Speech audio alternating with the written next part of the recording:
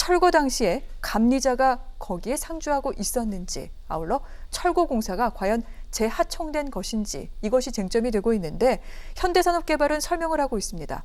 규정상 반드시 감리자가 상주해야 된다는 의무 조항은 없다. 아울러 자신들은 한솔기업이라는 그 철거 업체 외에 재하도급을 준 적은 없다라고 그렇게 얘기를 하고 있습니다. 물론 이 부분 경찰 수사를 통해 좀 밝혀내야 될 부분도 있기도 한데 두 분께 좀 여쭤보도록 하겠습니다. 먼저 고문님, 네. 이번 참사와 관련해 현대산업개발 어디까지 지금 책임이 있습니까? 재하도급을 하기 위해서는 수급인의 문서, 그러니까 서면 승낙이 있어야 됩니다. 근데 그거는 지금 존재하는 것 같지가 않고요. 그러면 재하청이 있는 것을 인지하고 있었느냐의 문제죠. 그래서 그 부분에 대한 이제 수사가 지금 뭐 계속되고 또 뭐 규정상으로 봐서는 지금 반드시 상주해야 되는 뭐 규정이 없기 때문에 하지만 현재로 지금 이제 우리나라에 이제 이 철거 작업하는 게 옛날에는 이제 뭐 등록제였는데 지금 허가제로 바뀌면서 허가에 감리제도까지 같이 들어왔습니다. 그래서 어떻게 되든지 현대산업이든지 한솔이든지 감리자를 거기 현장에다 뭐 배치를 했어야 되는데 그 부분이 지금 뭐 사실 수사에 쟁점으로 지금 올라와 있는 걸로 보여지고요. 어쨌든 간에 지금 법적으로는 현대산업개발의 책임은 산업중대재해법이 나오기 전까지는 네. 사실상 외견상으로는 지금 없어 보입니다만은 도의적 문제라든가 여러 가지 또 관리의 문제 이런 등등에 있어서는 뭐 좀 할 말이 없게 됐죠. 왜냐하면 지금까지 중대재해 피해보상법에 대해서 다 사건 사고들이 중소기업 뭐 그런 데서 나지 대형 우리같이 큰 데서는 나는 거 아니기 때문에 재벌 총수를 그 뭐 이걸 걸로 해서 뭐 감옥에 넣고 벌금 주는 건 안 됩니다 이러고 얘기를 했는데 지금 보니까 현대건설이라는 굉장히 큰 뭐 진짜 우리나라의 네. 굴지의 건설회사 현장에서도 이런들이 나오고 있거든요. 그래서 이제 그런 부분들이 이제 내년 1월부터 이제 법이 시행이 되기 네. 때문에 그 뭐 몇 개월 차이가 있습니다만은 이거 조금 일단은 진짜로 도의적으로는 굉장히 지금 뭐 책임을 많이 지셔야 될 부분들로 생각을 합니다. 알겠습니다. 현대산업개발의 정몽규 회장 같은 경우 어제 뭐 대국민 사과를 하기도 했습니다만 지금 법적인 책임을 놓고서는 분명히 여러 가지 또 공방이 오갈 것 같습니다. 일단 말씀하신 대로 중대재해법이 발효되기 전이기 때문에 총수라든가 대표들 같은 경우에는 처벌 대상이 아닐 수 있을 거다. 이런 얘기 나오고 있습니다. 평론가님 맞습니까? 예, 그렇습니다. 이게 산업안전보건법, 산안법이라고 있지 않습니까? 산안법을 적용하면은 책임을 물을 수도 혹시라도 있는데 이게 산안법 적용도 안 돼요. 왜 그러면 거기 있는 근로자라든지 노동자들이 사망한 게 아니지 않습니까?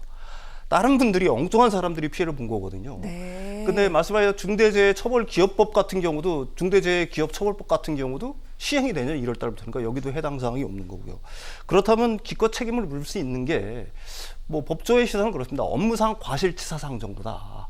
그러니까 업무상 과실치사상 정도면은 거기 대표이사라든지 아니면 회장이라든지 이런 분들한테 책임을 갖다가 묻기는 그럴 것 같고 그러다면 현장에 이제 뭐 거기 현대산업개발에 뭐 직원이 있었을 거 아닙니까? 뭐 현장 소장이라든지 이런 분들. 그 다음에 이제 그 해체를 주관했던 그 사업자. 네. 그 다음에 이제 작업자 정도 선에서 법적 책임을 물 수 있다. 뭐 이 정도 선인데 그 외에 이제 다른 어떤 혐의들이 밝혀진다라고 한다면 가령 뭐 현대산업개발과 뭐 가정이지만은 관가의 유착이라든지 뭐 이런 것들도 뭐 그 광주시민단체 쪽에서는 좀 제시를 네. 하고 있는 것 같아요.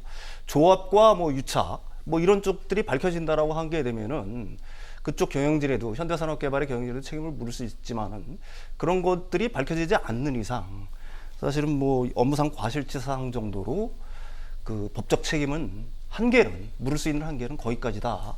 이런 게 이제 법조의 대체적인 의견인 줄로 알고 있습니다. 네. 말씀만 들어도 상당히 좀 갑갑한 상황인데 그렇기 때문에 관련법을 더 강화해야 된다 이런 목소리가 나옵니다. 말씀드린 대로 중대재해법은 이미 통과가 됐고 내년 1월부터 적용이 되는데 여기에 관련된 내용을 보면은 안전사고가 발생했을 경우 총수에게도 책임을 물을 수가 있습니다. 하지만 건설업계에서는 이 부분 너무 지나치다. 이거 좀 약화시켜달라고 목소리가 나오기도 했는데 이거 어떻게 해야 됩니까, 평론가님? 이런 사고들이 지금도 끊임없이 일어난다는 것 자체가 사실은 우리나라 그 산업계 전반이 사실은 생명에 대한 어떤 인식 네. 이런 것들이 얼마나 아직도 경시되고 있냐를 갖다가 명백히 보여준다라고 사실은 얘기할 수가 있습니다. 중대재해처벌법 같은 경우도 사실은 이게 시행이 된다고 해도 이 사건 같은 경우도 그 적용하기가 매우 힘든 줄 알고 있어요. 공중이용시설에서 발생을 해야 되는데 그 도로라는 게 공중이용시설로 볼 것이냐. 그 다음에 뭐 이런 것들이 문제가 있지 않습니까? 그 다음에 사고가 공중이용시설에서 난 게 아니라 사고의 원인을 제공한 거는 또 다른 사업장이기 때문에 그 어떤 그 처벌법 같은 경우도 적용하기도 굉장히 힘들 거라는 게 법조의 의견인데 따라서 이제 정부에서 지금 시행령을 만들고 있는 줄 알고 있습니다.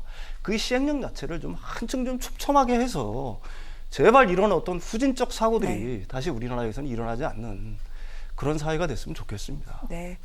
자, 보완을 어떤 방향으로 해야 되는지 다시 한번 그 부분 강조를 해주셨고요. 일각에서는 또 이런 얘기가 나옵니다. 우리 건설업계의 하청, 또 재하청, 이건 다단계 하청 때문에 이런 일이 이렇게 빈발하는 것이 아니냐라는 얘기가 나오는데 평론가님, 고모님 어떻게 해야 됩니까, 이 부분?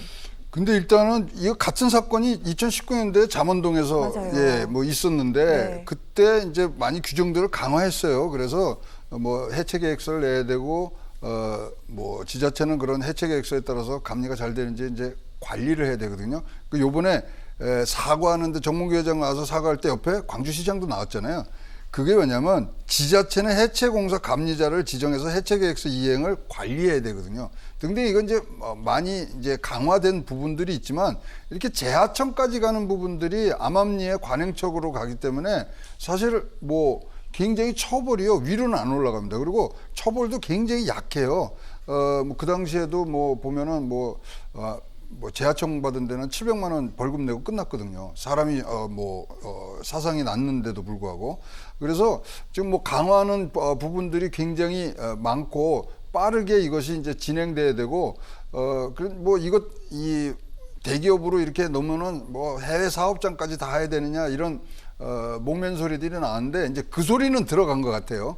그렇다면은 지금은 강화된 법률로 나가고 또 뭐 이렇게 벌 주는 것만이 진짜로 뭐 좋은 것은 아니기 때문에 어떻게 하면은 이렇게 안전과 이런 데 대해서 기업이 하게 수 있을 때 어떤 인센티브를 줄 것인가 이런 게 양수 겹장으로 갔을 때 건설 업계도 이제 굉장히 뭐 안전을 하면서도 자기네들이 준비를 해 나갈 수 있는 그런 부분들이 같이 병행이 됐으면 참 좋겠다고 생각을 하고 있습니다.